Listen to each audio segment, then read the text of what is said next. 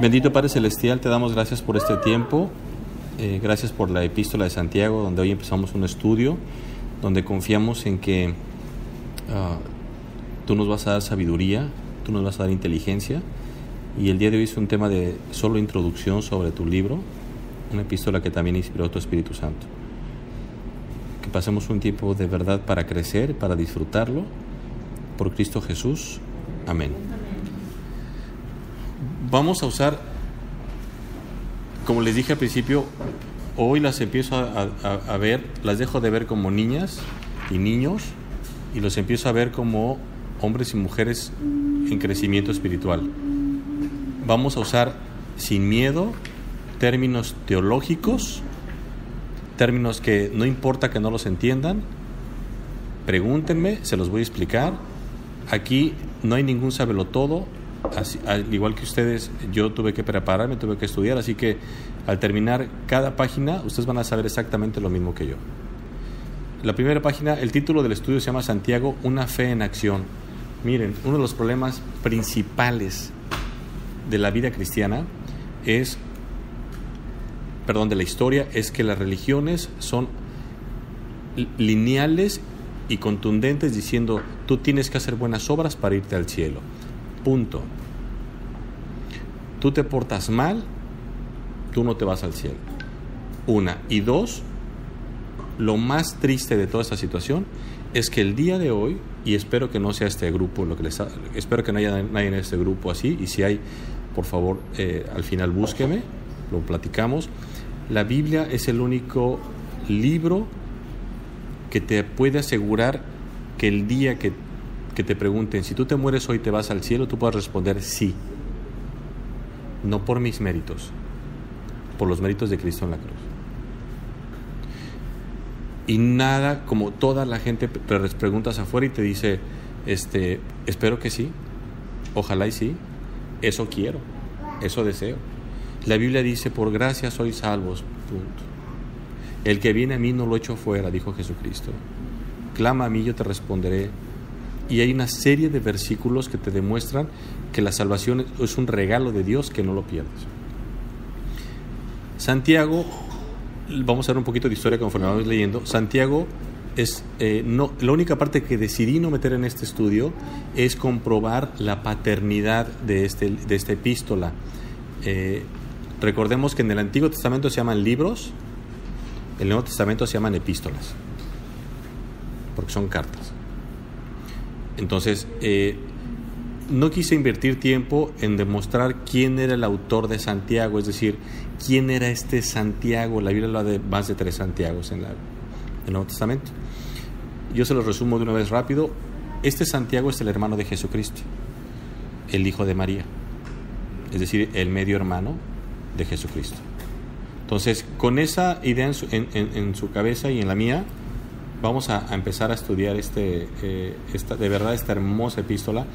¿De qué se trata hoy? Bueno, hoy vamos a hablar prácticamente de cómo, de qué habla esta carta, cómo se compone, cómo la va llevando el Espíritu Santo. Y para ello, página 1, dice fecha de composición, ¿ok? ¿Sale? Dice, la cuestión de la fecha de la epístola de Santiago está necesariamente relacionada con su autor. Lo que consideran que el libro es pseudoepigráfico. ¿Pseudoepigráfico? ¿Qué es?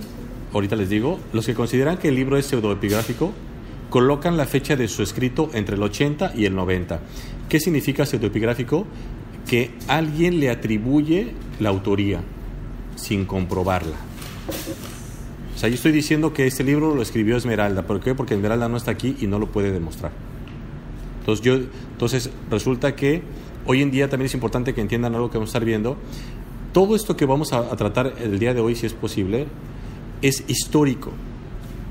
Es historia alrededor del libro de Santiago. Y es bien importante entenderlo, porque eso es lo que nos va a permitir, es demostrar que la Biblia es la palabra de Dios, que nos permite ir a la historia, a preguntarle y a corroborar lo que sucedió con Jesucristo. Entonces, ¿qué es lo que tiene este libro? Bueno, quienes dicen, no, pues este libro no lo escribió Santiago, pero alguien dijo que era de Santiago, dicen que esta carta fue escrita entre el año 80 o 90 después de Cristo, y unos hasta el 150. Pero los que atribuyen su escrito a Santiago, el hermano del Señor, generalmente creen que la epístola fue escrita mucho antes. Según Flavio Josefo es uno de los escritores más importantes en la historia de la Iglesia. Él es parte del primer siglo y él es el que empieza a recopilar muchísimas cosas de Jesucristo, de los apóstoles. Él es el primer historiador importante en la historia de la Iglesia. Según Flavio, el historiador del siglo I, Santiago fue martirizado, es decir, murió como mártir, en el año 62 después de Cristo. Por eso, asumiendo su paternidad literaria, la epístola debe haber sido escrita antes de esa fecha, por razones obvias. Y aquí voy a citar muchos autores a diferencia de lo que hago en los estudios. A.T. Robertson, el famoso erudito sobre el Nuevo Testamento, creía que Santiago escribió su libro, o sea, su epístola, entre el 48 y el 49 después de Cristo. Estamos hablando, ¿cuánto tiempo después de que Cristo se había ido? ¿Cuántos?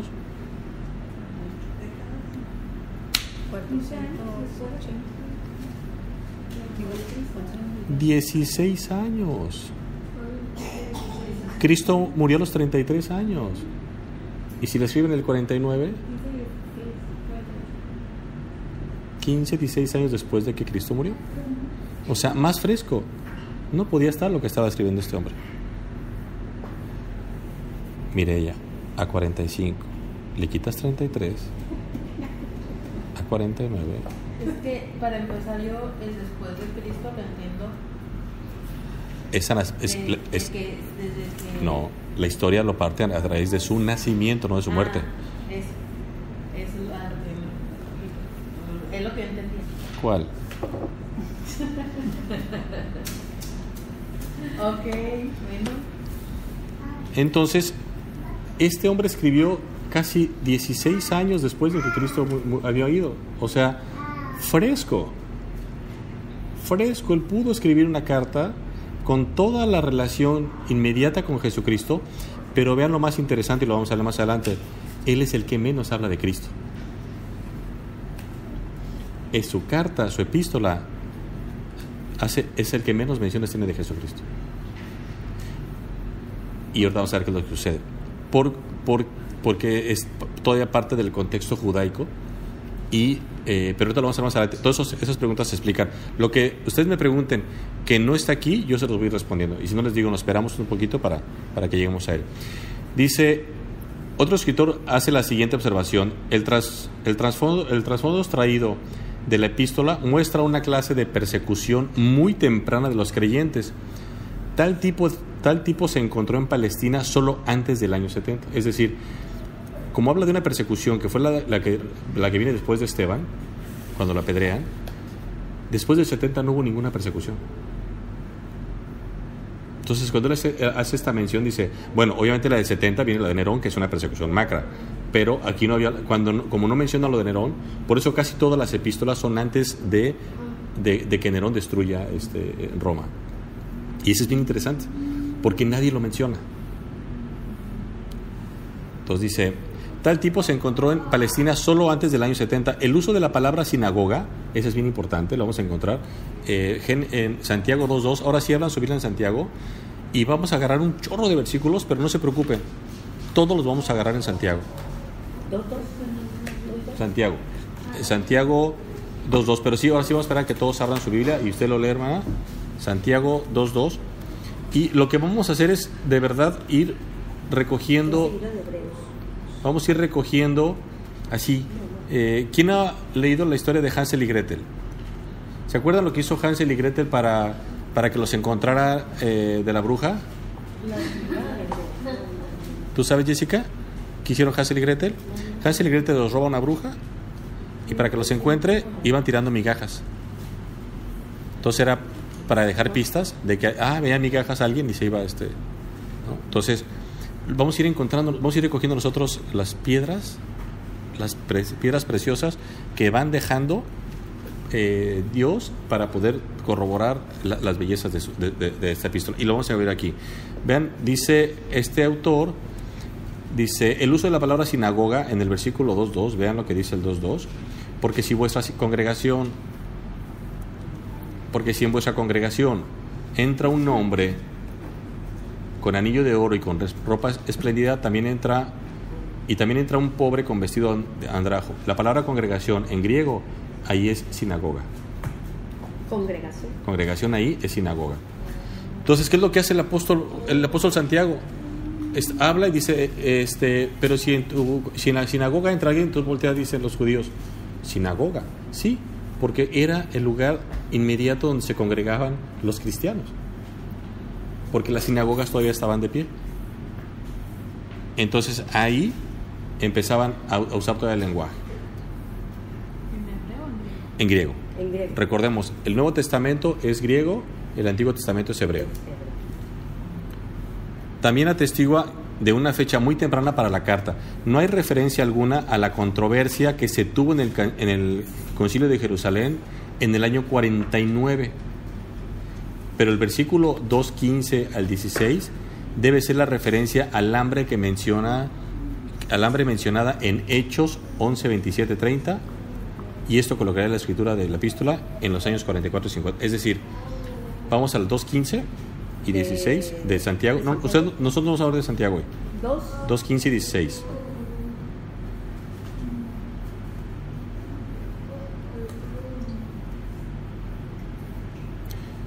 Dice, y si un hermano o una hermana está desnudos y tienen necesidad de mantenimiento de cada día, y alguno de vosotros le dice, id en paz, calentaos y saciaos, pero no les dais las cosas que son necesarias para el cuerpo, ¿de qué aprovecha?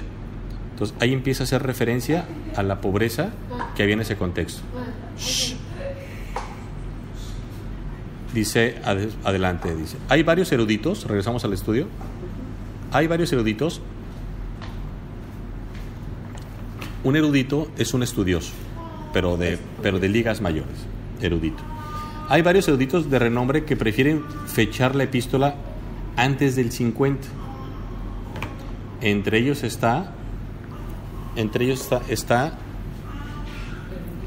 y te da una serie de erudito, es un estudioso de la Biblia, pero en profundidad. Un estudioso, sí. No, estudioso nomás, o sea, muy, muy estudioso. Dice, ya que la epístola no menciona el Concilio de Jerusalén, que tuvo lugar entre el 48 y el 49, se sugiere que esta fue escrita no más tarde del 48 y seguramente en una fecha temprana como el 45. ¿Qué es lo que estamos sentando ahorita? Estamos sentando las bases de que hubo una serie de estudiosos, cada quien por su lado, cada quien por su cuenta, y alguien decía, es que esta carta no puede ser escrita antes del 50. Otro, no, yo creo que por el 45, ¿no? Entonces, ¿qué es lo que pasa? De todos esos que juntamos, hacemos una línea y decimos, ok, los estudiosos a través de la historia demuestran que su carta no fue escrita antes del 50. No me importa si fue en el 46, no me importa si fue en el 43, por lo menos ya sé que fue antes del 50. ¿Por qué es importante saber que es algo antes del 50? Porque me demuestra que es la primera epístola escrita por el Espíritu Santo de todo el Nuevo Testamento, incluidos los Evangelios.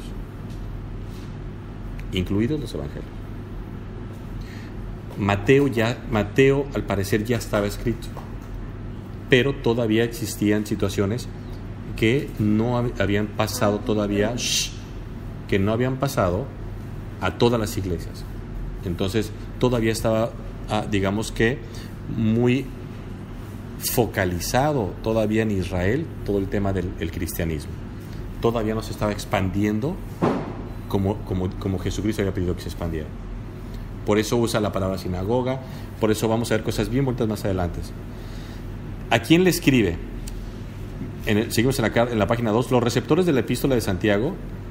¿Hasta ahí vamos claros? Ya pusimos sobre la mesa que ha habido más de 5 o 6 eruditos y coinciden que la carta no pudo ser escrita después del 50. Eso ya lo resolvieron ellos. 2. Los receptores de la epístola de Santiago. Se ha observado, vean esto, que no hay libro más judaico. ¿Qué significa judaico, Mireya?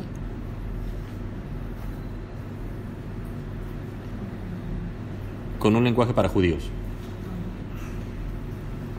No hay un libro más judaico en el Nuevo Testamento que la epístola de Santiago, aún sin excluir Mateo, que quien estamos estudiando Mateo sabemos perfectamente que es un libro para judíos, Hebreos y Apocalipsis. La epístola fue dirigida a las 12 tribus que están en la dispersión. Vayan a Santiago 1. ¿Santiago 1? Sí.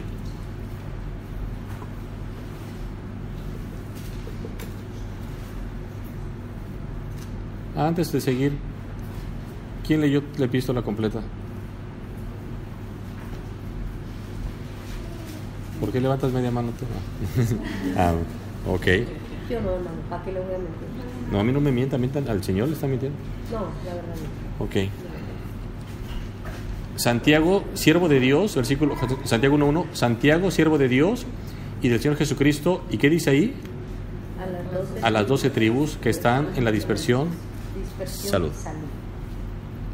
Vamos a vamos a explicar por qué. A las 12 tribus que están en la dispersión. Y eso te habla perfectamente de que la audiencia a la que le escribe es judaica, pero cristiana. Y eso lo vamos a ver más adelante por qué. Eso es un tema bien interesante. Sí, traía todavía muy erradicada la cuestión judaica de Santiago y todavía no alcanzaba a desprenderse del lenguaje ahora nuevo del cristianismo, del evangelio, de todo lo que Cristo quería mencionar. Todavía seguía muy enraizado en ellos, ¿no? Entonces dice, la epístola fue dirigida a las 12 tribus que están en la dispersión, aunque algunos escritores sugieren que la expresión de 1:1, la que acabamos de leer, puede ser tomada metafóricamente. ¿Sí entendemos qué es metafóricamente?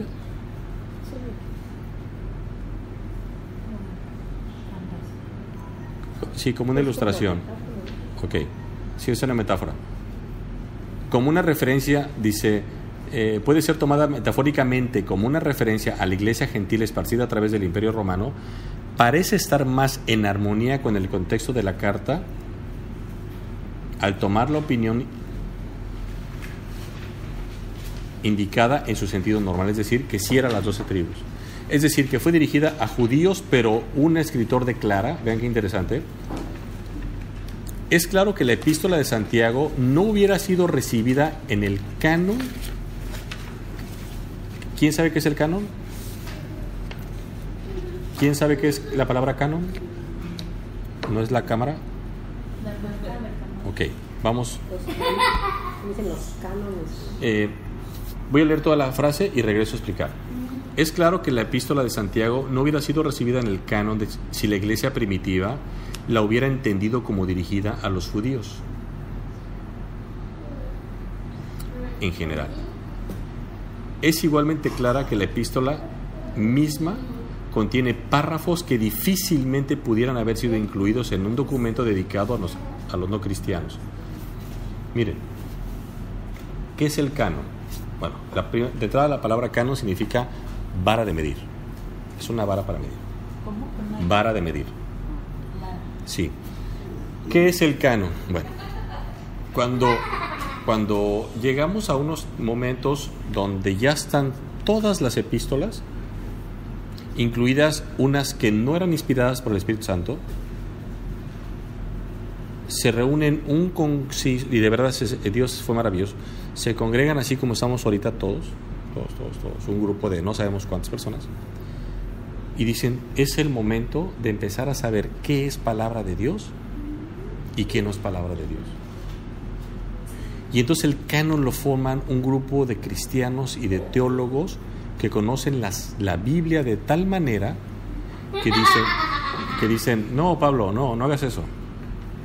Que dicen, a ver, ejemplo, vamos a leer Santiago. Y empiezan a leer Santiago y voltean y dicen, sí, lo que dice aquí Santiago no se contradice con nada que está en toda la Biblia. Y lo apartan. A ver, ahora pásenme Mateo. Y ven Mateo y dicen, perfecto.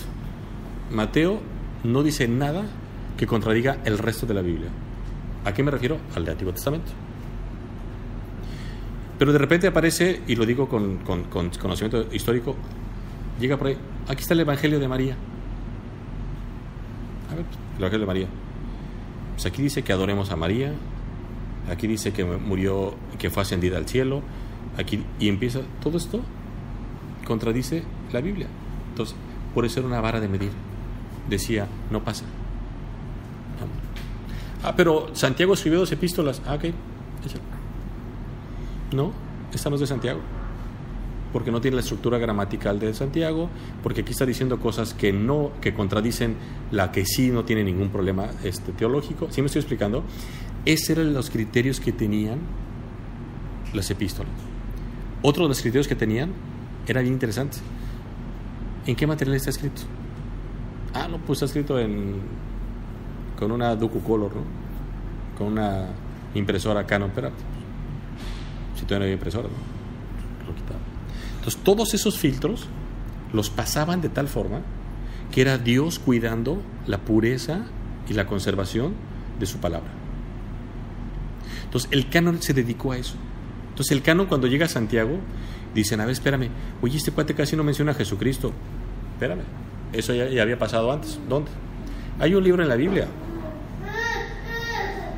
Hay un libro en la Biblia que no habla de Dios en la Biblia. Y pasó el canon. ¿Cuál es? ¿Cuál es, Tabo? El único libro que no menciona a Dios. ¿Nuevo o antiguo? Antiguo. ¿Cuál?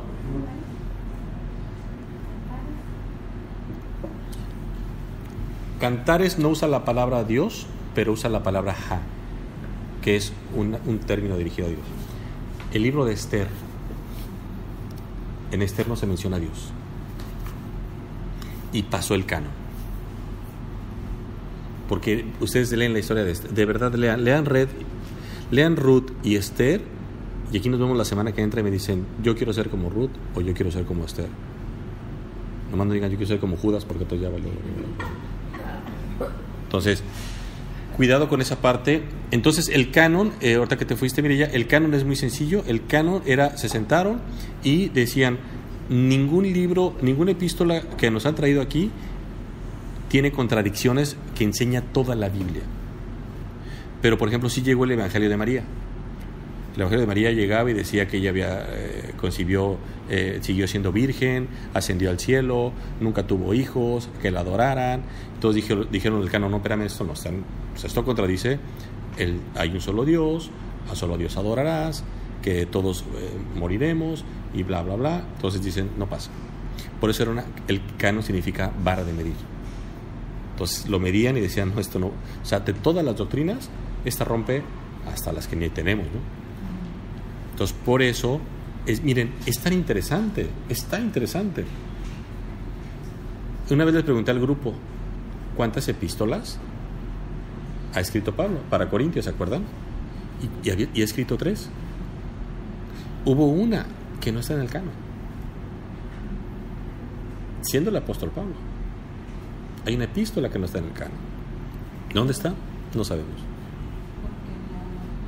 Porque no fue inspirada. Pero basta que la haya mencionado Pablo para demostrarnos su existencia, más no su inspiración. Porque en la carta 1 Corintios dice que les escribo, es la segunda carta que les escribo. Entonces es bien interesante, ¿eh? O sea, Pablo escribió más cartas, sí, sin duda. No todas inspiradas.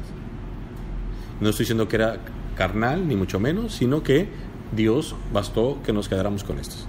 Y más que suficiente. ¿Hasta aquí vamos bien? ¿Vamos juntos todos o me regreso? Adelita.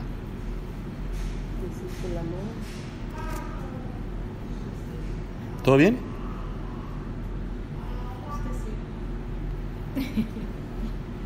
De este modo podemos concluir que Santiago tenía en mente, vean esto, un enfoque amplio y otro limitado cuando escribía la carta.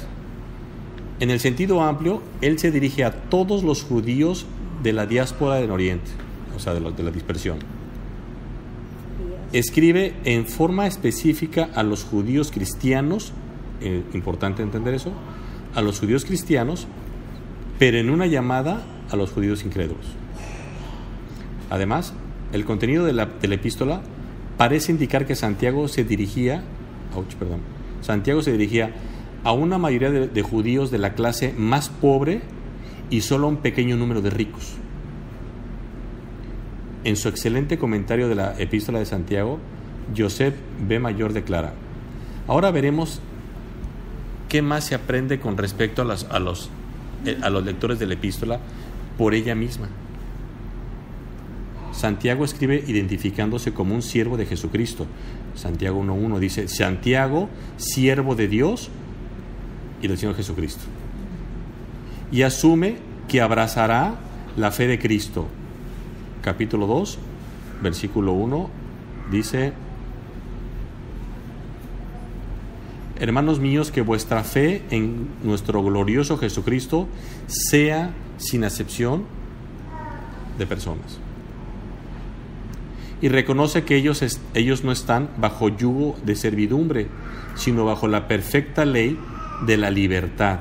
O sea, 1.25 dice: mas el que mira atentamente en la perfecta ley de la libertad y persevera en ella, no siendo oidor olvidadizo, sino hacedor de la palabra, este será bienaventurado en lo que dice.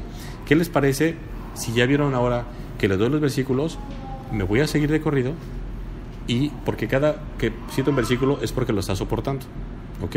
Y ustedes lo pueden corroborar en su casa para no estar distrayéndonos. Bajo yugo de servidumbre, sino bajo la perfecta ley de la libertad. Ellos estaban mezclados, sin embargo, con hombres que eran no solo incrédulos, sino que blasfemaban el nombre de Cristo y perseguían a los creyentes.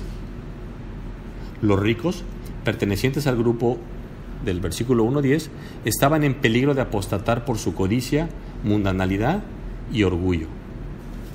Los ricos generalmente aparecen como perseguidores y opresores, llevándose el salario de sus jornaleros, matando a hombres inocentes, esclavos del deseo y la lujuria, engordándose a sí mismos en el día de matanza.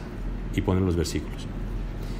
Y empezamos ahora, ya cubrimos otro tema, ya nos dimos cuenta que cumple todos los parámetros para ser palabra de Dios.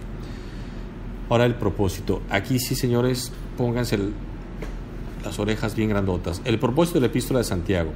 Se admite generalmente que la epístola de Santiago es preeminentemente práctica. ¿Qué significará eso, Evangelina? Preeminentemente práctica. Laurita, ¿qué significará preeminentemente práctica? Algo ligero, ¿no? No. ¿Vicky? Preeminentemente práctica, pues que se entiende fácil. No, te voy a decir qué hacer. Lo que vas a leer aquí es para que lo practiques. No murmures, no mientas, no robes, bla, bla. O sea, es un manual de conducta cristiana. Esa es la preeminencia de eso. Que es un libro de lo que no debes hacer y de lo que sí debes hacer. Ese es el valor de esta carta. Esta carta le llaman, para hacer una idea, le llaman el Proverbios del Nuevo Testamento. Es un libro que te va a decir bien fácil: Jessica, ora. Adelita, despierta. Mireya, sonríe. Así se practica la Biblia. Así. Y esta carta, por eso es bien importante leerla, porque nos dice cómo quiere que vivamos. Se admite generalmente que la epístola de Santiago es preeminentemente práctica. Harry Thyssen expresa el propósito de la epístola con estas palabras: la epístola parece haber sido ocasionada por experiencias corporales, estado espiritual y doctrinas falsas de los judíos de la dispersión. Estos cristianos fueron asediados por varias clases de males, tales como persecuciones de sus propios compatriotas, trato injusto por parte de los ricos y aflicciones físicas. Su estado espiritual estaba bajo. Ellos tomaron una actitud incorrecta para con Dios y sus dádivas. Se entregaron a a conductas desenfrenadas, existiendo entre ellos contiendas y alborotos, tenían un espíritu mundano. También estaban bajo la influencia, fíjense qué tremendo esto, también estaban bajo la influencia de gravemente malas concepciones doctrinales. ¿Qué es doctrina, Esperanza? Esmeralda, ¿qué es doctrina? La definición, Si no la sabes, no te preocupes. Enseñanza. ¿Como enseñanza?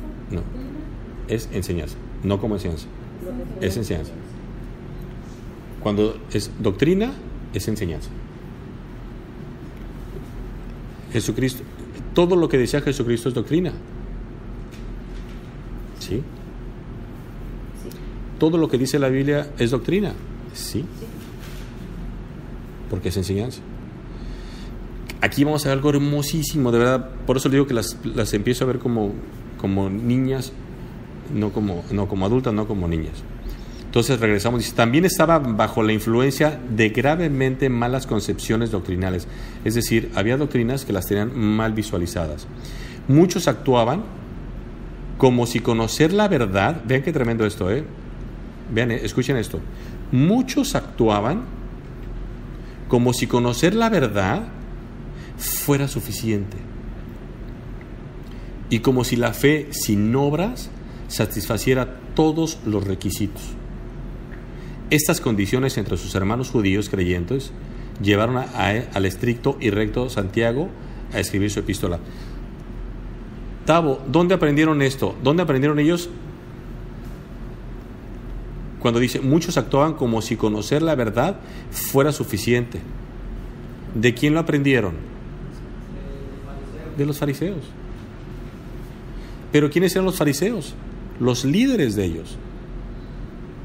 Por eso un mal líder va a crear malas ovejas. Una doctrina equivocada va a crear conductas equivocadas. Como siempre les he dicho a algunos hermanos que son sinceros, pero sinceramente equivocados. No dudo de su santidad, no dudo de su buena intención, pero están equivocados. Porque si no está en la Biblia, salió de tu corazón, salió de tus ganas, salió de tu lujuria, de tu deseo, de tus ganas de que se haga lo que yo quiero. Pero en la Biblia no está. Entonces, como buenos judíos, ¿cuál era el problema de los judíos? Lo vimos en la clase pasada. Estaban centrados en algo. Si se ve, está bien. No me importa lo que tú digas. Aquí Jessica podía llegar diciendo, golpeándose el pecho, aleluya, y qué buena onda, y por dentro, mendiga Mireya, no me gusta ese perfume que trae, ¿no? Y mendigo Rubén, ¿no? Pero está así, y todo el mundo la estamos viendo y decimos, oye, qué buena onda, ¿no? O sea, por fuera está perfecta, por fuera está haciendo lo que la Biblia dice, golpes de pecho y el cilicio y todo, perfecto, pero por dentro su corazón está podrido. Es decir, sin fijarse en la motivación. El problema de la doctrina que ellos tenían era esa. Para ellos el adulterio, que era lo que vimos en la clase pasada, el adulterio era, ¿te acostaste con ella? No, no te preocupes. Y Jesucristo decía, no, la deseaste, ya adulteraste con ella. Oye, ¿dónde vas con ese cuchillo? A matar a don Pedro. No, dice Cristo, ya lo mataste. Pero todavía no se lo entierro, ya lo mataste. Porque en tu corazón decidiste matarlo ya. Eso es lo que Cristo hizo. Y por eso Santiago, dentro de su rectitud, él decía, no más. O sea, Cristo nos enseñó que debe de ser lo interno un reflejo de lo externo. El propósito de Santiago al escribir su epístola, evidentemente fue no tan solo advertir a los cristianos, sino que también fue un intento de corregir ciertos falsos conceptos que se habían filtrado entre los creyentes hebreos. La epístola de Santiago fue escrita con el propósito de corregir un error de práctica y otro teológico prevalentemente entre los judíos creyentes, como alguien ha observado correctamente. Por ejemplo, Uno de tales conceptos fue la exaltación de un mero conocimiento de la ley. ¿Quién recuerda qué fue lo que sucedió cuando Jesucristo sanó al señor de 40 años ciego? ¿Qué le dijeron los fariseos? ¿Se acuerdan? ¿Quién se acuerda? Que quien había pecado se supo. No. Que No. no era lícito sanar en sábado. Exactamente. Hablo de los fariseos. Sí. Que él irrumpía la ley. Pero hizo bien, no me importa. Lo hizo el día de reposo. Pero le quitó la vista, le devolvió la vista a un ciego. Pero sanó un paralítico, era día de reposo. Y ese día no se hace nada. ¿Qué observaban? La ley. ¿Y qué fue lo qué semejanza les dijo Cristo? ¿Se acuerdan? Les dio una ilustración. ¿A quién de ustedes que no se le va su ganado y se le cae a una zanja, no va y lo saca? No lo deja que se muera ahí. Sí, día de reposo, ¿no? No importa, decía. Entonces, ese era el problema con el que estaba viendo Santiago. Santiago decía, no, nosotros estamos cumpliendo la ley. Por ejemplo, uno de los tales conceptos fue la exaltación de un mero conocimiento de la ley. En la base de este conocimiento había una tendencia a reclamar superioridad. ¿Qué significa eso? Es decir, sé más, soy más santo. A menudo sus vidas no amortizaban ni con el supuesto conocimiento ni la profesión externa. Y de verdad, ¿cuántas iglesias no son así hoy en día? Parece que mientras más sabes, eres más santo. Y no, la Biblia dice, obedece lo poquito que sepas, hazlo tú todo.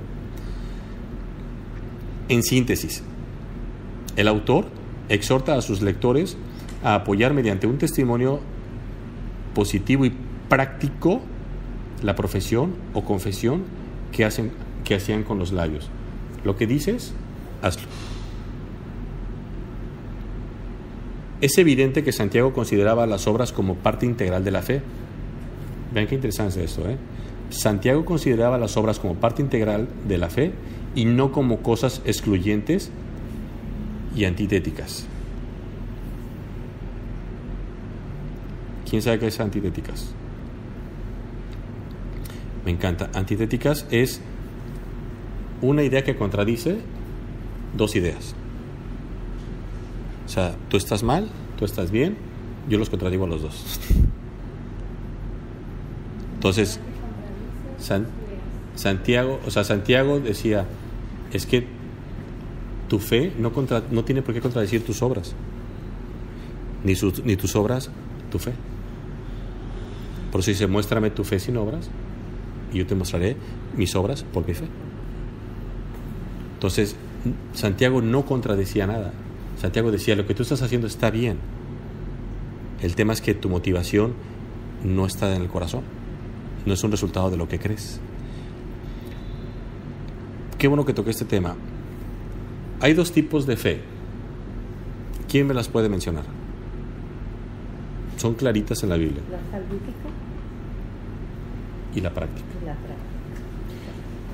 En la vida solamente hay dos tipos de fe. La salvífica. ¿Cuál es la fe salvífica? Esa que le dices a Cristo, sálvame, por favor.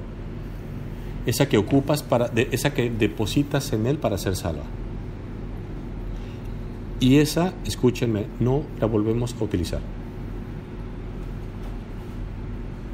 De ahí pasamos a la fe de creer en Él todos los días. Ahora yo creo en tus promesas. Pero ya no creo en tus promesas para ser salvo, sino porque soy salvo. Efesios 2, 8 y 9. Por gracia soy salvo, por medio de la fe, no por obras para que nadie se gloríe. Y esto no de vosotros, pues es don de Dios, no por obras. Entonces, porque somos hechura suya, creados en Cristo Jesús para buenas obras. Entonces, primero tengo que tener fe. Miren, aquí hay un versículo que todas las iglesias, bueno, perdón, exacto, fue una hipérbole. Muchas iglesias lo malinterpretan. ¿Cómo dice la Biblia de Abraham? Abraham creyó y le fue contado por justicia. ¿Pero qué dice el justo? ¿Por qué va a vivir? Por la fe. Por la fe. ¿Pero quién es el justo? El que ha sido justificado. Y por consiguiente es salvo. No dice el justo por la fe vivirá. Y mucha gente usa ese versículo para compartir el Evangelio. el justo por la fe vivirá. No, espérame. El justo por la fe vivirá, dice la Biblia. ¿Pero en cuál fe? En aquel que creyó, para ser salvo. La fe salvífica la vas a utilizar una sola vez. Señor, necesito ser salvo, sálvame por favor, acepto tu regalo y fin de la historia. No más la vuelvo a utilizar. Porque al que Dios toma por hijo es para siempre. Entonces, y la fe que habla Santiago en toda su epístola no es la fe salvífica, es la fe del justo. Es esa fe que dice: yo antes era esto y ahora soy esto. Yo antes maldecía, ahora bendigo. Yo antes me enojaba, ahora soy paciente. Esa es la fe del cristiano. El día que nosotros, yo lo dije en una clase hace poco, el problema de muchas iglesias es que están queriendo queriendo obtener, que su gente obtenga la salvación, la santidad, por imitación. Y Dios dice: sed salvos porque yo soy salvo. Fin de la historia. Santo, perdón. Sed santo porque yo soy santo. La santidad no es por imitación, es por obediencia. Entonces nosotros tenemos que ser buenos porque somos nuevas criaturas y el Espíritu Santo y la palabra nos van limpiando. Y empezamos a obedecer a Dios y a glorificar a Dios porque es algo interno, es algo convencido, es algo que dices: esto es lo que yo quiero hacer, y entonces lo hago. Nunca olviden lo que hemos visto, lo vimos en Reyes: no podemos hacer lo bueno sin un corazón recto.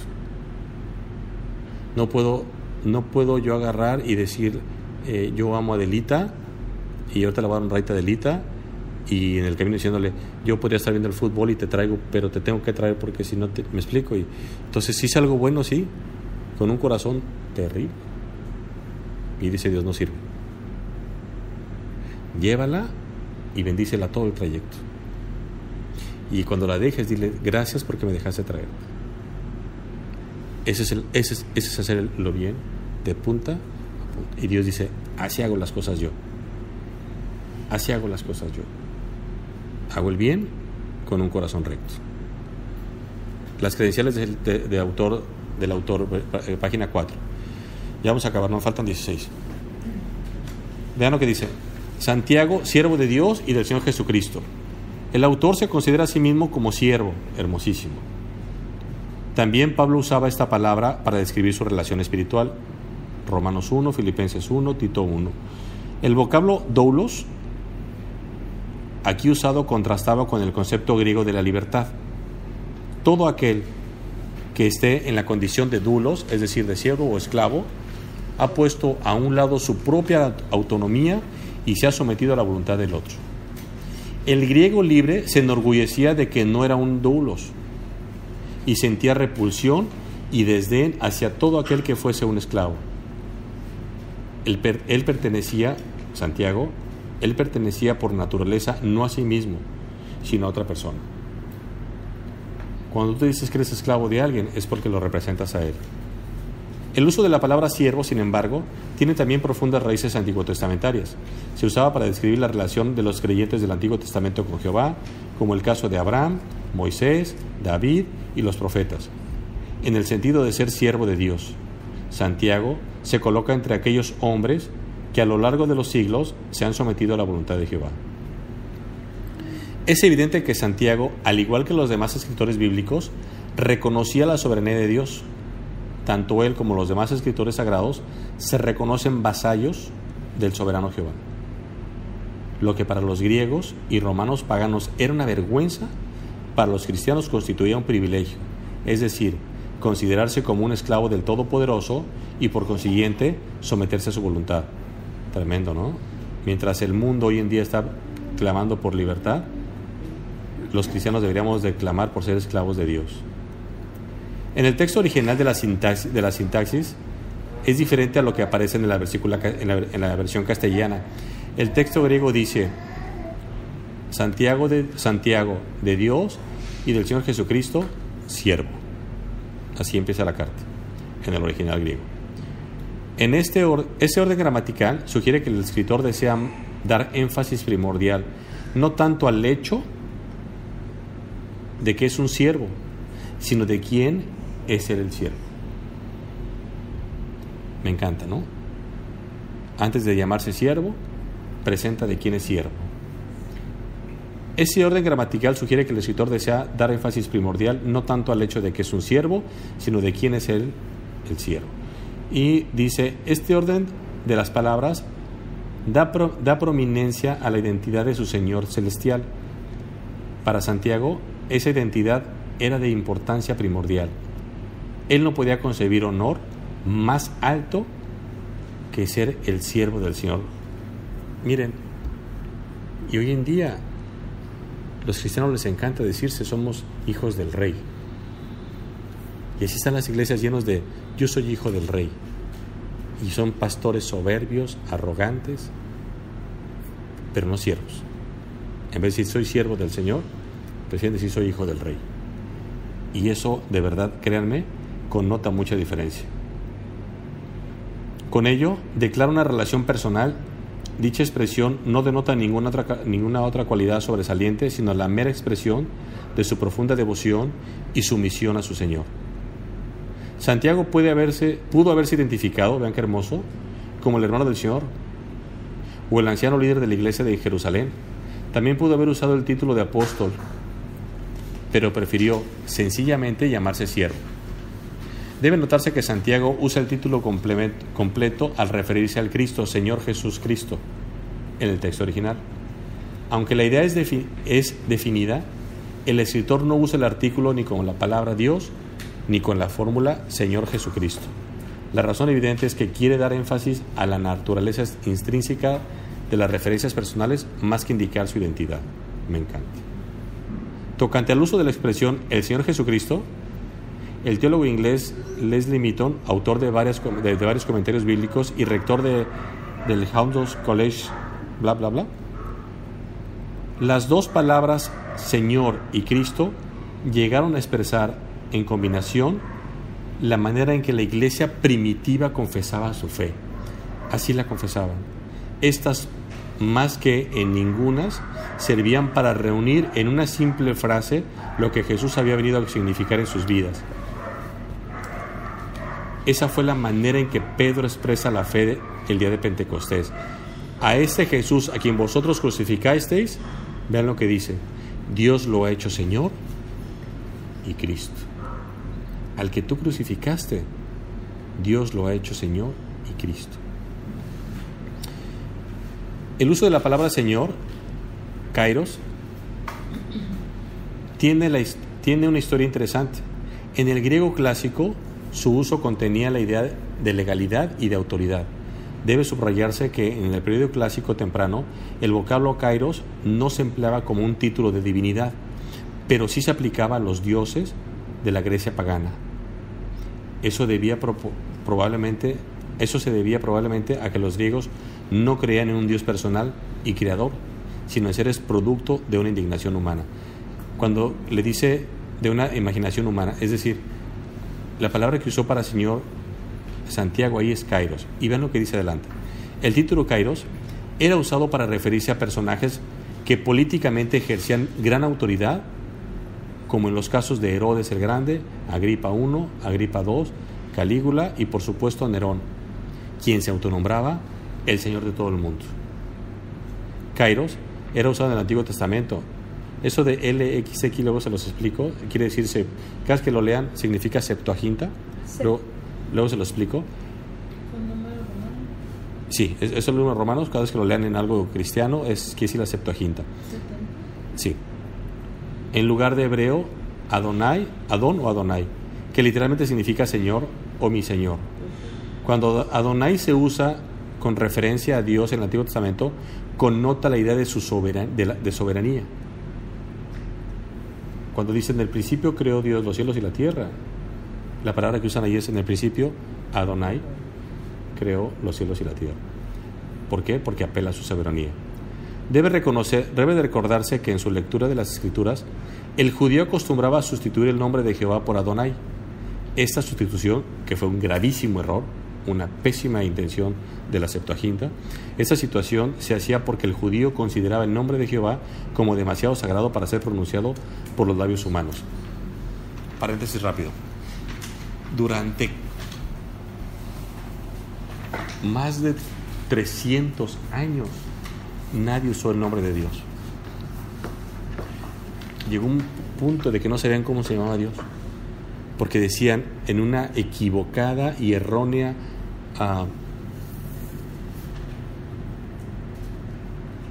reverencia. Era como decir, alma es tan sagrada para mí que ni su nombre voy a pronunciar. Entonces le daban adjetivos, y el adjetivo que opcionó a Dios fue el Eterno. Y la palabra, el nombre de Dios, dijo Jehová es mi nombre, se lo dijo a Moisés. Y ellos decían no, y entonces le decían hasta el innombrable y el Eterno. Y por eso el nombre que se encontró en los manuscritos más antiguos que se han visto, que curiosamente están en el Vaticano, se aparece el nombre de Yahvé, y es donde está el tetragramatrón, que el tetragramatrón, que son las 4 letras del nombre de Yahvé sin vocales. Y para nosotros es un problema, para los judíos no, ellos sí lo podían pronunciar.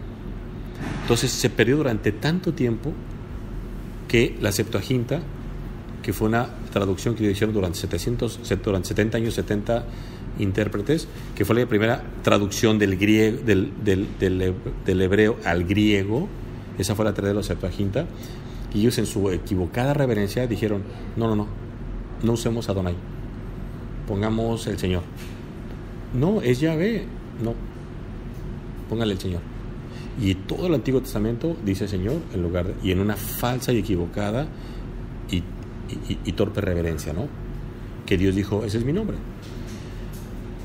Página 7. En el Nuevo Testamento la palabra Kairos aparece poquitas, unas 717 veces. En varias ocasiones se usa con un sentido secular para indicar un secular que no tiene nada que ver con la iglesia. Para indicar, ¿mandé? No, pero sí, pero aquí secular se refiere a que no tiene nada que ver con la iglesia. O sea que, entonces, pues, le podían decir señor Herodes, por ejemplo, ¿no? Nada que ver. En varias ocasiones se usa con un sentido secular para indicar un contraste entre señor y esclavo, y entre un superior o un inferior. Véase Mateo y da una serie de versículos. Repetidas veces, sin embargo, se usan con referencia a Dios. Es importante observar que en muchos casos el escritor novotestamentario, al citar un pasaje del Antiguo Testamento, usa Kairos en lugar del nombre de Jehová, y eso me encanta, Usan el Antiguo Testamento donde se usó la palabra Jehová y lo tradujeron en Kairos. Con referencia a Cristo, Kairos es usada primeramente como una expresión de cortesía, siguiendo la costumbre de aquella época. Da unos versículos. Después de la muerte y resurrección de Jesús, sin embargo, la palabra Kairos, con referencia a su persona, adquiere un nuevo significado. En su sermón del día de Pentecostés, Pedro dice que Dios, el Padre, ha hecho a Jesús Señor, Kairos y Cristo. La predicación apostólica hacía referencia frecuente a los salmos, para señalar que a raíz de su resurrección, Cristo había sido exaltado como Señor sobre todas las cosas. El segundo nombre que el autor de la epístola usa es Jesús, Yeshua, en la versión griega del nombre hebreo Yeshua o Josué. Hasta donde se sabe, es el nombre más antiguo que contiene en su raíz el sustantivo divino Yahvé, y literalmente significa Yahvé es ayuda, o Yahvé es salvación. El nombre Josué, como es de esperarse, era común entre el pueblo judío. ¿Quién era Josué? ¿Quién se acuerda quién era Josué? El hermano de Moisés. ¿Fue el sucesor de Moisés? No. Fue el sucesor de Moisés. Ah, perdón, sí. Josué. No era su hermano, pero era algo. A la alberca.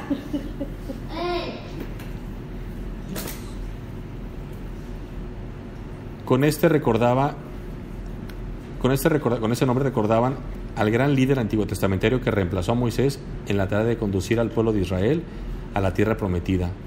Hubo varios personajes llamados Josué, es decir, Jesús, que se mencionan en el Nuevo Testamento y da algunos versículos. Pero obviamente la importancia del nombre dado a nuestro Señor sobrepasa a todos los demás. Fue por mandato divino como el nombre de Jesús le fue dado.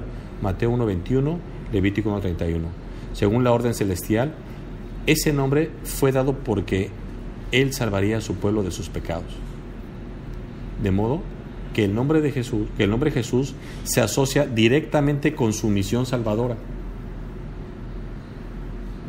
Como ha dicho el profesor Hiebert, ese nombre encarna todo el mensaje del Evangelio tocante al histórico nombre de Nazaret. Finalmente, el tercer nombre que aparece es Cristo, que equivale al hebreo Mashiach, literalmente significa ungido. El teólogo George Land ha expresado la importancia de la palabra Mesías o Cristo de la siguiente manera: el título y concepto de Mesías, Cristo, Mesías, ungido, históricamente y tal vez teológicamente, vamos a ver eso ahorita, es el más importante de todos los conceptos cristológicos por haberse convertido en la manera central de designar la comprensión cristiana de Jesús. Esto se comprueba por el hecho de que Cristos, que propiamente es un título para designar al ungido, se convirtió muy temprano en un nombre propio. Jesús era conocido no solamente como Jesús el Cristo o Mesías, sino como Jesús Cristo o Cristo Jesús.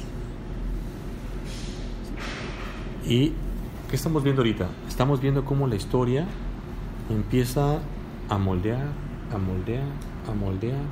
el por qué se le llama Cristo, por qué se le llama Jesús, y empieza la historia a demostrarnos cómo hay un Jesucristo histórico. ¿Por qué hago la énfasis en un Jesucristo histórico? Porque mucha gente habla del Jesucristo bíblico, pero también un Jesucristo histórico. ¿A qué me refiero? De que muchos cristianos que no se preparan dicen: es que yo creo en Cristo porque la Biblia habla de Él. No, la historia también habla de Jesucristo. Y ahí está Josefo, la época de Josefo, de Herodes, y empieza la historia a buscar, la historia empieza a ver que gente que no era cristiana podía escribir secularmente sobre Jesucristo sus percepciones. Una vez en el grupo les escribí una carta tan hermosa de un hombre le encargó que le definiera quién eran los cristianos. ¿Quién leyó esa carta que escribí hace poquito? No. ¿Ustedes se acuerdan? Es una carta, la voy a buscar y se las voy a mandar hoy, de cómo decía: es que yo no entiendo, esa carta debe tener como unos 1500 años. Le preguntó: ¿quiénes son esos cristianos? Y le escribe una carta: mira, excelentísimo, no sé, pero solamente te puedo decir que es gente que es capaz de morir por su Salvador y de quitarse la comida de la boca para dársela al otro. Y los están matando, y unos los han crucificado, otros de cabeza, y dicen que ellos creen en quien resucitó, y no sabemos quién es ese Jesucristo, pero es de quien ellos hablan. Y narra a los mártires de la iglesia de una forma padrísima a alguien que no es cristiano. Y así como Teófilo, ¿te acuerdas? Lucas escribe a Teófilo: oh Teófilo, excelentísimo. Este cuate estaba escribiéndole eso, diciendo: no los puedo entender, pero mueren por su fe. No, perdón, los están matando por su fe. Decía, los matan por su fe y mueren felices. No maldicen. Se llevan bien entre ellos. Y era hermoso porque era alguien que escribió una carta hace muchas veces. Se las voy a buscar, es muy, muy bonita. Dice... ¿Qué es ungido? Ungido, cuando... es un tema, es escogido, pero viene de la práctica que cuando Dios llama a David, le dice a Samuel: úngelo con aceite. Entonces la unción, el de llenarlo, cubrirlo de aceite, era la forma, era el ritual de decir: estás ungido para ser rey. Jesucristo era ungido por el Padre. Entonces por eso cuando lo bautiza Juan el Bautista, él le dice: he aquí mi hijo amado en quien tengo complacencia, a él oíd. Y ahí es donde el Padre avala al Hijo. Entonces ungido es, por eso dice un salmo que dice, el Salmo 23, has ungido mi cabeza con aceite. Entonces ungido es que eres escogido. Era digamos que el evento externo de que eras el escogido de Dios. Samuel agarró su cuerno, lo llenó de aceite y se fue a ungir a David, ¿no? Y dice la palabra Cristo. Vamos a brincarnos unos poquitos detalles. Quiero que vayan a la página 11 porque esa es la parte donde ahorita las voy a declarar oficialmente estudiantes. La carta, la página 11 dice contenido teológico arriba. Lo que no leímos ahorita lo van a leer ustedes en su casa. Contenido teológico.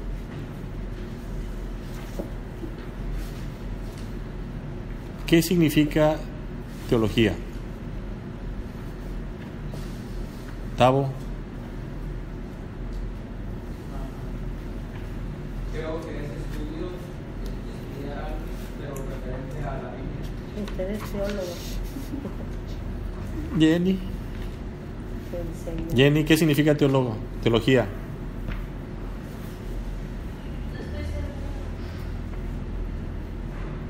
Esmeralda. Teos, no sé si sea una raíz griega o hebrea, pero Persona que significa Dios. estudia o enseña. No. Pero es estudio de acerca de Dios. Teo, Dios. Logía, estudio. Teología es el estudio de Dios, no de la Biblia. Teología se traduce también como la ciencia de Dios. Es importante que entendamos eso. Esto que estamos haciendo aquí nosotros es teología. Estamos estudiando a Dios. Ok. Y ahora vamos a ver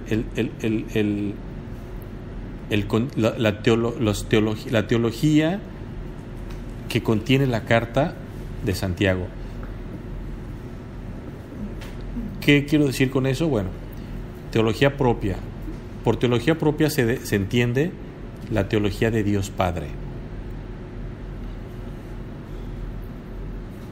Teología propia es la teología que estudia a Dios Padre. ¿Ok? Vamos a ver qué dice la epístola de Santiago acerca de Dios Padre. Y eso es lo más hermoso porque lo vamos a ver ya desglosado en el estudio. Teología propia. La doctrina de Dios se asemeja mucho a la propia del Antiguo Testamento. No debe olvidarse que tratándose de un escrito temprano, o sea, 45, 49 después de Cristo, aún no circulaban los del Nuevo Testamento.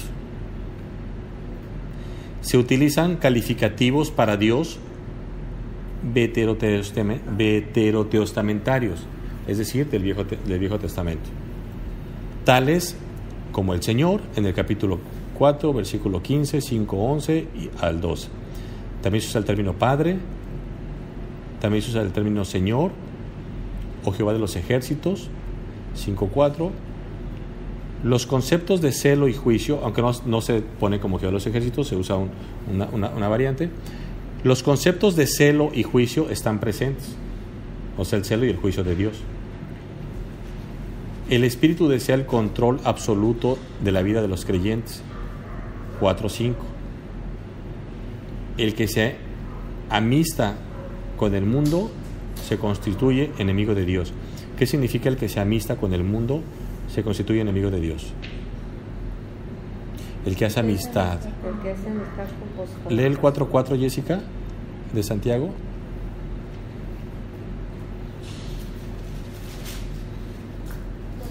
Sí, duro. O almas adúlteras, no sabéis que la amistad del mundo es enemistad contra Dios. Dice, oh almas adúlteras, ¿no sabéis que la amistad del mundo es enemistad contra Dios? Ay, pero mi amigo homosexual es divertidísimo. Dice la Biblia que no. Ay, mi amigo drogadicto es, dice la Biblia que no. Es que, míralo, se droga, pero es bien buena persona. Dice la Biblia que no. Que si tú eres amigo de él, te haces enemigo de Dios. Pero ¿qué dice la Biblia? Que el que las practica, el que vive practicándolas, el que vive disfrutando, gozándolas, y esa parte es bien importante entenderla. Duele más de lo que se imagina. Y se los digo con respeto, no tengo vergüenza. En mi familia ha habido temas de homosexualismo y en mi vida ha habido vida de drogadicción. Y ha sido importantísimo.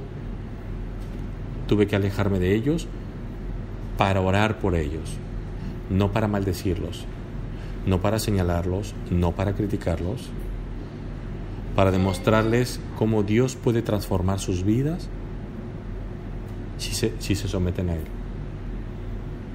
El problema de esas situaciones es que si nosotros no estamos fuertes en el Señor, dice la Biblia, las malas conversaciones corrompen las buenas costumbres.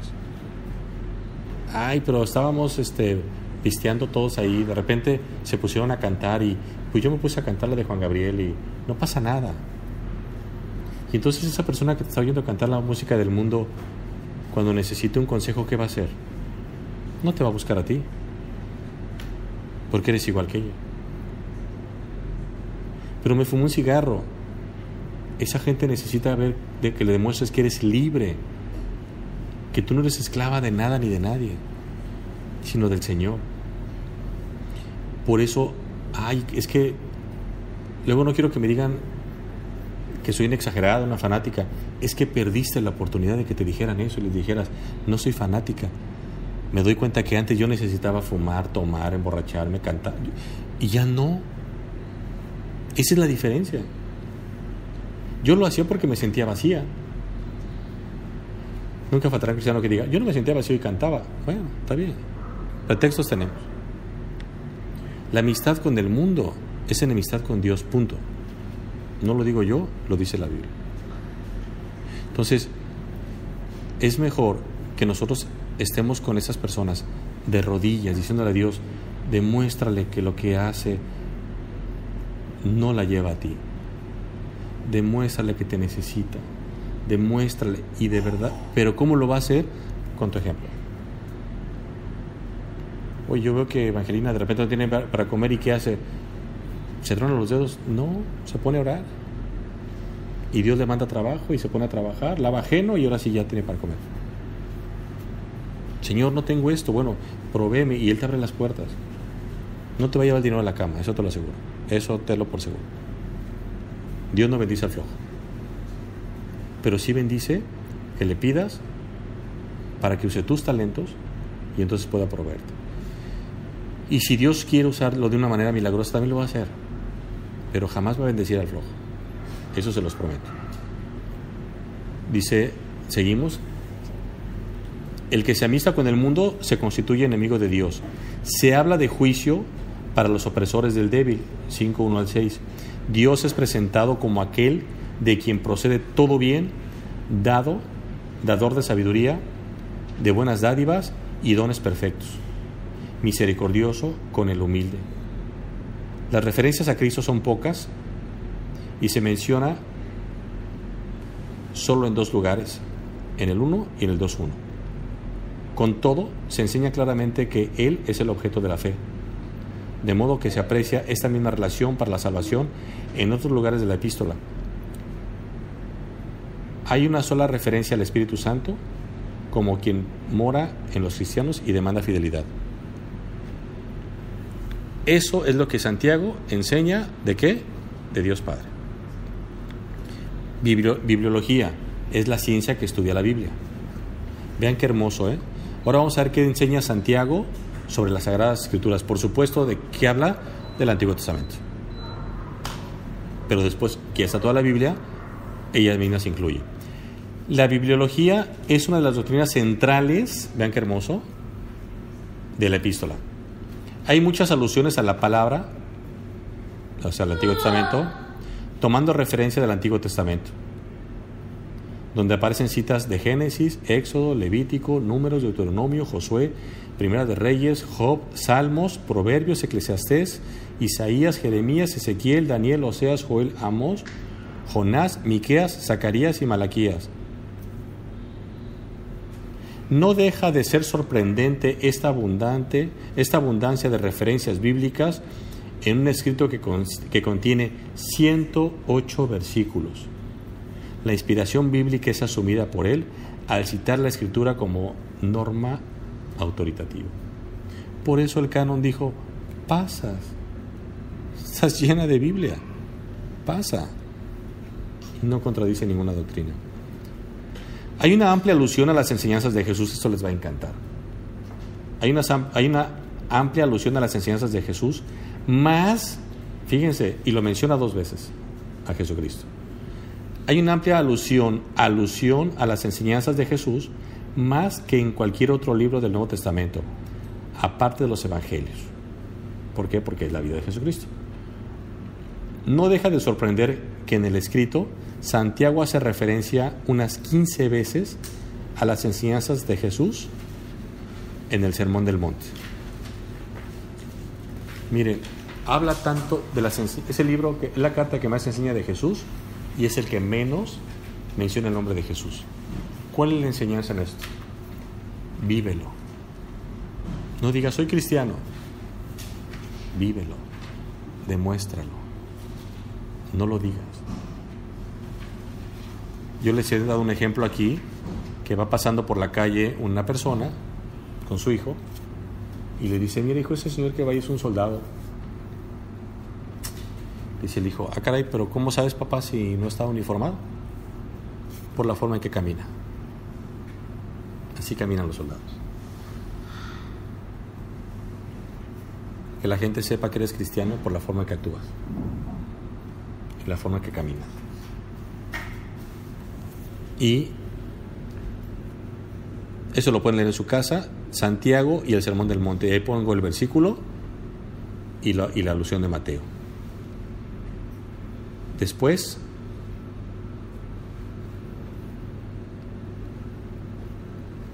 vamos a terminar con dos aspectos que me interesan mucho para que lo repasen en su casa.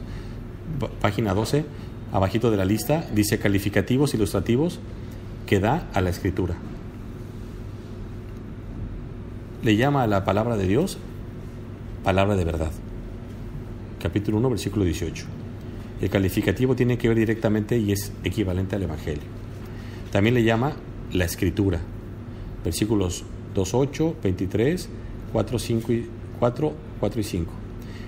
La Escritura. El término era en tiempos de Cristo sinónimo de los escritos del Antiguo Testamento. Por tanto, no se utilizaba para referirse a ningún otro tipo de escrituras. Apelar a la Escritura significaba poner punto final a cualquier argumento. Vean qué tremendo, ¿eh? Es decir, no, era decir, Jessica y yo empezamos a discutir y en cuanto Jessica me dice: no Rubén, eso no dice la Biblia dice esto, se acaba la discusión. Tú citabas la Biblia y era el decir: esa no me la matas, porque ya no soy yo Rubén, es la palabra de Dios, Jessica. Entonces yo le digo a Jessica, entonces querías acabar un argumento, citabas la Biblia. ¿Y qué era lo que hacías? Ya no podías interpretar nada. Jessica me dice: Rubén, a mí puedes decir lo que tú quieras, Rubén, pero aquí dice que no matarás, que no mentirás, y estás mintiendo.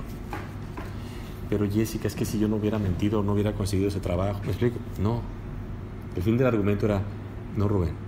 Donde dice no mentirás, ahí se acababa. Y se acababa la discusión. Porque la palabra de Dios era la bandera, era el punto. Escuchen esto. Era el punto final. El problema es que nosotros queremos poner una coma donde Dios puso un punto. Y ese es el gran problema del corazón del ser humano. Bueno, sí, pero no exageremos. No. Si la Biblia pone punto, es punto. No le pongamos coma. Los otros dos aspectos y les va a encantar. Le llama la perfecta ley de la libertad. Y abajito dice, destaca también los efectos de la palabra. Por eso amo Santiago y lo van a amar ustedes. Vean lo que hace. Dice, destaca también los efectos de la palabra. 1. La palabra es un medio de regeneración. Y ahí lo van a leer en 1.18. Y es una novedosa afirmación, es implantada para salvar el alma. La compara con un espejo que refleja los defectos del hombre. Miren, quienes han venido seguido, y lo digo para gloria de Dios, a mí me emociona mucho que Esmeralda cada rato dice, es que la Biblia ahí parece como si me conociera. No, es que es un espejo. Es que es un espejo. Y es un espejo a la medida. Más abajo dice, habla con ella como guía para la vida cristiana. Habla de ella como guía para la vida cristiana. El siguiente, enseña que el día del juicio servirá para juzgar. De ahí nos vamos a brincar un poquito porque eso quiero que se lo lleven ya para terminar. Pero lo vamos a retomar, nomás quiero que lo vean ustedes. Y tiene que ver con página 14. Amartiología. ¿Qué significará la palabra amartiología, Virginia? Amartiología.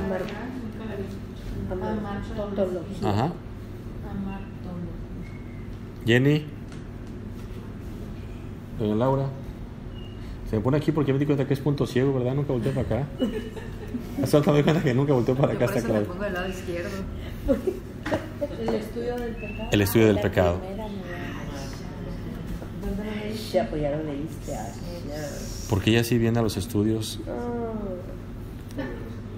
Amartiología es la ciencia que habla del pecado. Y vean qué hermoso. Repito, vamos a retomar todo eso la semana que entra. La epístola enseña la universalidad del pecado. Universalidad del pecado. ¿Qué significa? Que el pecado está en todos. Todos nacemos bajo el pecado. Enfatiza la herencia de la naturaleza pecaminosa del hombre. Otro, el pecado no es un simple defecto del hombre. Vean qué tremendo. Sino una ofensa directa contra Dios.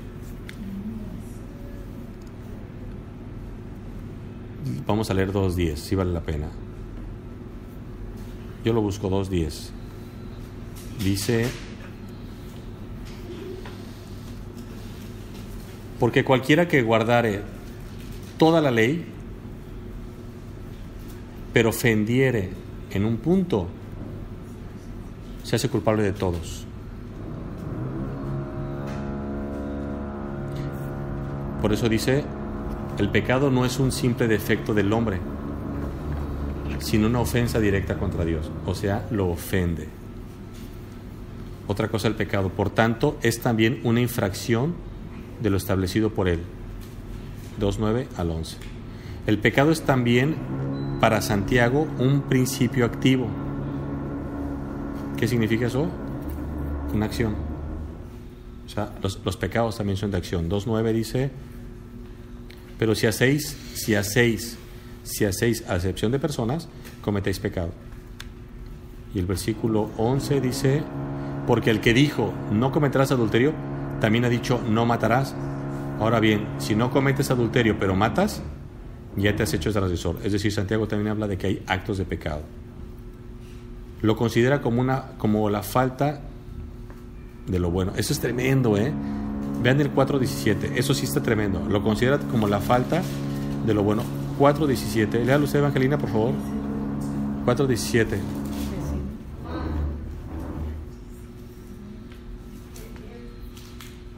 Y al que sabe hacer lo bueno y no lo hace, le es pecado.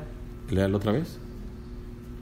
Y al que sabe hacer lo bueno y no lo hace, le es pecado. Veamos cómo dice el estudio. El estudio dice, lo considera como la falta de lo bueno. Miren, dice, al que sabe hacer lo bueno y no lo hace, le es pecado. ¿Cómo se llama ese pecado? ¿Se acuerdan? Omisión. Entonces sería, lo considera como la falta de hacer lo bueno, ¿no? ¿Mande? Como que hizo falta poner la falta de hacer lo No, bueno. como dejar de hacer. No, lo considera como la falta de lo bueno. Pero no era la falta de hacer lo bueno. Que sabe hacer, Lo que sabe hacer más. al que sabe hacer lo bueno. No estoy de acuerdo, lo podemos poner. Le Cuando tengas tu estudio lo haces. No, no es cierto. No, sí. ¿Quién me manda a opinar? No, sí. Acuérdame de hacerlo. No, sí tienes razón, ¿eh? Lo que te extraña, que no te extraña. Dice después, es esencialmente todo aquello que está contra de un Dios justo. El pecado es lo que se opone a la revelación de Dios en su palabra. Eso es bien tremendo, ¿eh? El pecado es lo que se opone a la revelación de Dios en su pecado. Y ahí lo van a leer, versículos capítulo 2, 9 y 11. En la epístola se citan áreas en las que el hombre puede pecar con la palabra, es decir, ofendiendo, y con la actitud. De la misma manera expresa los resultados del pecado. Falta de bendición, 1.25, juicio, 2.13, muerte espiritual, 2.14 al 26 y 5.20, oraciones sin respuesta. 4.2, léanlo. Vamos a 4.2. Dice, yo aquí lo tengo ya. Dice, codiciáis y no tenéis, matáis y ardéis de envidia y no podéis alcanzar, combatís y lucháis, pero no tenéis lo que deseáis porque no pedís. ¿No me equivoqué o sí estoy bien? Sí. ¿Sí va? Sí. 4-2. Sí.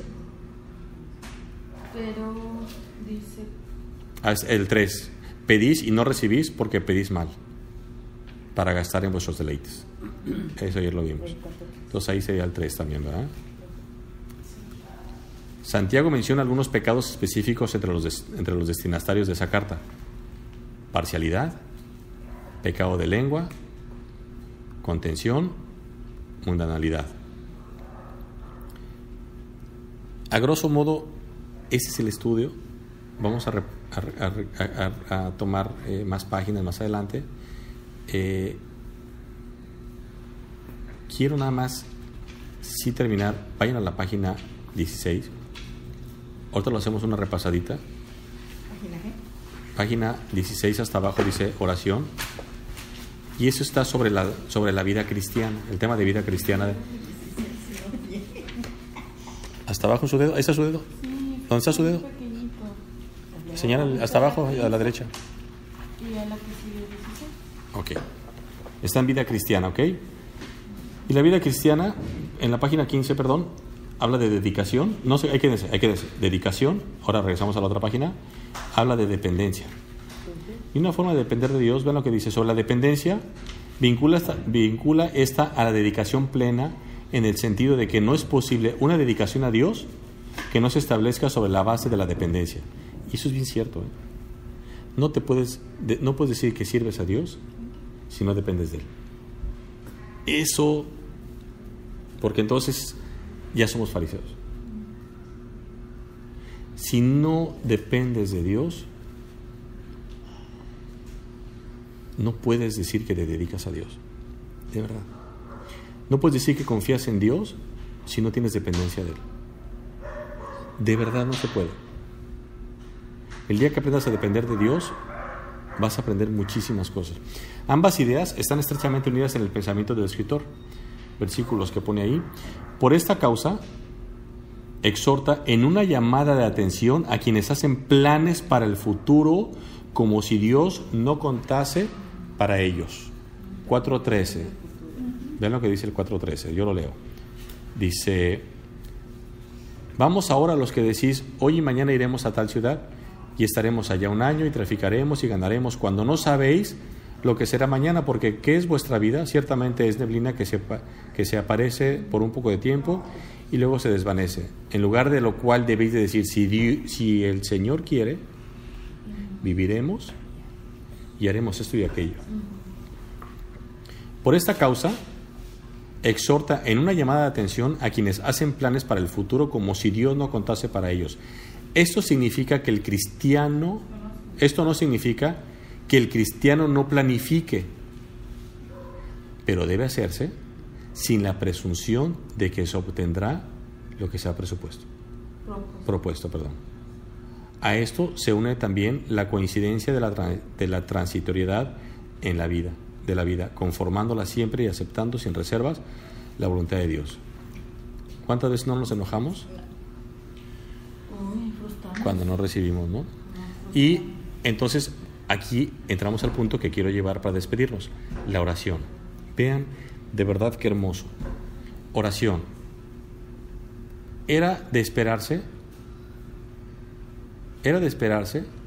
que aquel a quien llamaba rodillas de camello, por la intensa dedicación que hizo en su vida a la oración, dedicase a este tema un espacio importante en el escrito. Se trata en 3 secciones unidas a referencias en otros lugares de la epístola. ¿Qué apodo le daban a este hombre, no? Rodillas de camello. Sí. A A Santiago. Vean lo que dice. Se trata en 3 secciones unidas a referencias en otros lugares de la epístola. En ella se aprecia, número 1, requisitos para la oración. Ya me conocen que yo siempre he dicho que de mí nunca van a escuchar que yo diga 3 pasos para la santidad, 4 pasos. No, eso no existe. Pero aquí sí vamos a hablar de lo que Santiago habla en relación a los requisitos para orar en su carta, desde su visión, desde su perspectiva. Requisitos para oración basado en Santiago. 1. Entender claramente a quién se ora. Versículo 1.5. Me voy a quedar con el 4.3. Dice el 4.3.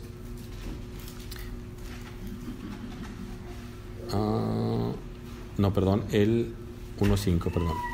1.5 dice...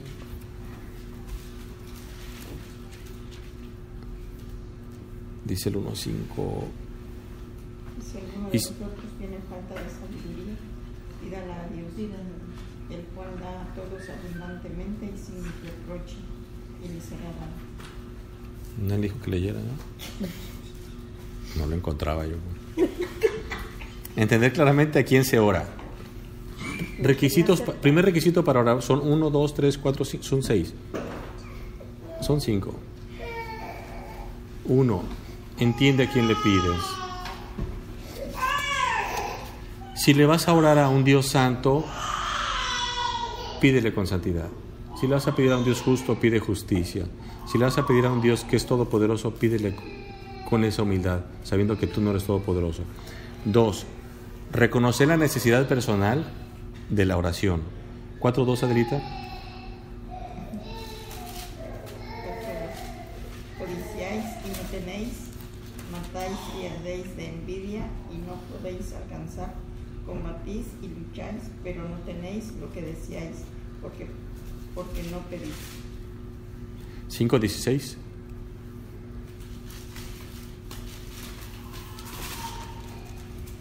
Confesaos vuestras ofensas unos a otros y orad unos por otros para que seáis sanados. La oración eficaz del... No, ese es el título. Ok. No, perdón, es el versículo. Perdón, sí, perdón.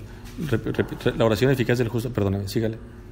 Nunca participa, por eso estoy tan acostumbrado a que nunca participa que no sé cuándo acaba. Confesaos vuestras ofensas unos a otros y orad unos por otros para que seáis sanados. La oración eficaz del justo puede mucho.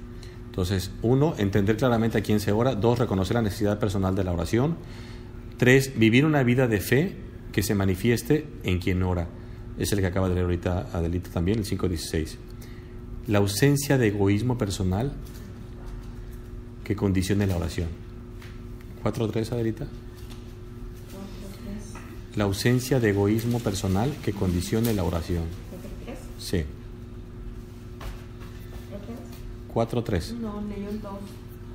Pedís y no recibís porque pedís mal, para gastar en vuestros deleites. Y vean el último, qué cosa tan hermosa. Orar sobre la base de las promesas de Dios, aceptándolas por fe, sin dudar. 1.6. Santiago 1.6. Dice... Pero pida con fe, no dudando nada, porque el que duda es semejante. Pero pida con fe, no dudando nada, porque el que duda es semejante a la onda de mar, que es arrastrada por el viento y echada de una parte a otra. No piense, pues, quien tal haga que recibirá cosa alguna. El hombre de doble ánimo es inconstante en todos sus caminos. Pero vamos al 5. Y si alguno de vosotros tiene falta de sabiduría, el versículo 5, y si alguno de vosotros tiene falta de sabiduría, pídala a Dios. Temas de oración, vean qué hermoso, este es breve. Se aprecian muchos temas por los cuales debe orarse y que se pueden agrupar hacia sí.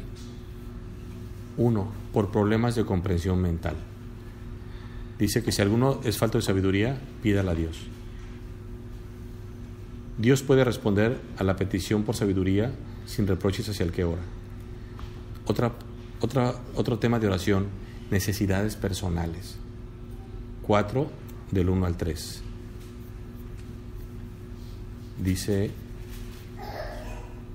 ¿de dónde vienen las guerras y los pleitos entre vosotros? ¿No es de vuestras pasiones las cuales combaten en vuestros miembros? Codiciáis y no tenéis, matáis y ardéis de envidia, y no podéis alcanzar, combatís y lucháis, pero no tenéis lo que deseáis, porque no pedís. Pedís y no recibís, porque pedís mal.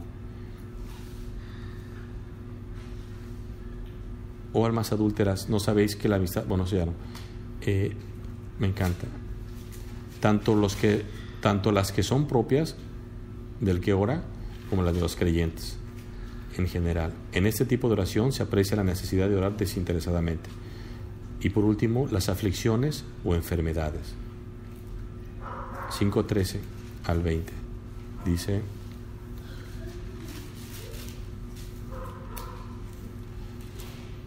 ¿Está alguno de vosotros afligido? Haga oración. ¿Está alguno alegre? Cante alabanzas. ¿Está alguno enfermo entre vosotros? Llame a los ancianos de la iglesia y oren por él, ungiéndoles con aceite en el nombre del Señor. Y la oración de fe salvará al enfermo, y el Señor lo levantará, y si hubiere cometido pecados, le serán perdonados. Confesaos vuestras ofensas unos a otros y orad unos por otros para que seáis sanados. La oración eficaz del justo puede mucho. Elías era hombre sujeto a pasiones semejantes a las nuestras y oró fervientemente para que no lloviese, y no llovió sobre la tierra por 3 años y 6 meses. Y otra vez oró, y el cielo dio lluvia, y la tierra produjo fruto. Hermanos, si alguno entre vosotros se ha extraviado de la verdad y alguno le hace volver, sepa que el que haga volver al pecador del error de su camino salvará de muerte un alma y cubrirá multitud de pecados. Terminamos diciendo que el estudio es así.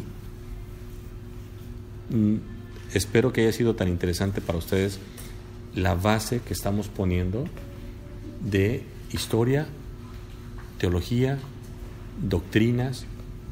Nos estamos metiendo en el pensamiento, en la mente de Santiago, donde Santiago estaba bien preocupado en decir: mire, yo quiero que oren así, que tengan fe así, que se alejen de este pecado, que no hagan esto, que no hagan lo otro, que sean santos. Y de verdad, a partir no de la que sigue, sino de la tercera semana que vamos a terminar todo esto, nos vamos a dar cuenta cómo Santiago se mete en todos los recovecos de la vida nuestra y nos dice: se puede vivir agradando a Dios siempre. Acostúmbrense. No lo vean como: ay, qué día tan bueno tuve hoy y ojalá mañana sea igual. No. Todos los días pueden ser santos, agradables a Dios, si ustedes quieren ser. Hemos de entender que lo más importante en la vida cristiana es eso: vivir la vida cristiana. Vivirla, no sufrirla. Si te vas a negar de algo, ya no te niegues por ti. Niégate para no ofender a Dios. Si vas a tener un mal pensamiento, repréndelo. Si vas a decir una mala palabra, no la hagas. ¿Por qué? Porque ahora lo que te mueva, que sea lo que movía a Santiago. No ofendamos a Dios. Yo siempre lo he dicho, en el Edén, cuando pecó Adán y Eva, fue la única vez que la Biblia habla de que alguien se avergonzó del pecado. Dice, porque te oímos y tuvieron vergüenza, por eso se taparon. Que el pecado que cometamos hoy en día nos avergüence delante de Dios, no delante de los hombres. A los hombres los podemos tropezar y va a ser triste, pero nosotros tenemos que ser luz, ser sal y no ser amigos del mundo, porque dice la Biblia que soy enemistad de Dios. Y de verdad de hoy en adelante, cuando hagas algo que sabes que es del mundo, tú mismo digas, en este momento soy enemiga de Dios. En este momento, esto, ¿a qué se refiere Dios cuando dice que somos sus enemigos? Que somos contrarios a Él. ¿Y el enemigo qué busca? Avergonzarlo, derrotarte, hacer su voluntad, mostrar que es superior a ti. Y el pecado es lo que hace. Nos engaña, nos miente, nos ciega y nos lleva a un punto. Miren, lo peor que le puede pasar a un cristiano es que Dios le diga, síguela. Lo peor que puede decirle a Dios a un cristiano es, hágase tu voluntad y no la mía. Vamos a orar, ¿no? Señor, gracias por Santiago, de verdad, porque a pesar de que era tu hermano, le prefiero decir que era tu siervo. Gracias porque podemos orar hacia ti. Gracias porque Santiago nos va a decir claramente cómo debemos vivir para poder decir, ahora vive Cristo en mí y no vivo yo más. Gracias por mis hermanos, mis hermanas que están aquí. Por favor, te ruego en el nombre de tu Hijo Jesucristo que regresen, que no se den por vencidos. Sí, Pablo decía que era una batalla, que es una carrera. Señor, ayúdalas y ayúdame a mí a llegar al crecimiento, que no nos detengamos nadie, que nos echemos el hombro el uno al otro y que de verdad empezamos a decir, Alma sierva, Adelita sierva, Mireya sierva, Jessica sierva,